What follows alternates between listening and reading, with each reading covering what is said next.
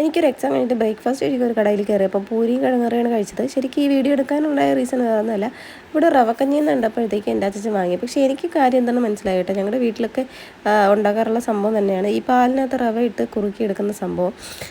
അപ്പോൾ അത് എനിക്കറിയാവുന്നതാണ്, പക്ഷേ അച്ഛൻ ആദ്യമായിട്ട് കുടിക്കുന്നതാണ്. അപ്പം ഭയങ്കര എക്സൈറ്റ്മെൻ്റ് ആയിരുന്നു കുടിച്ചു.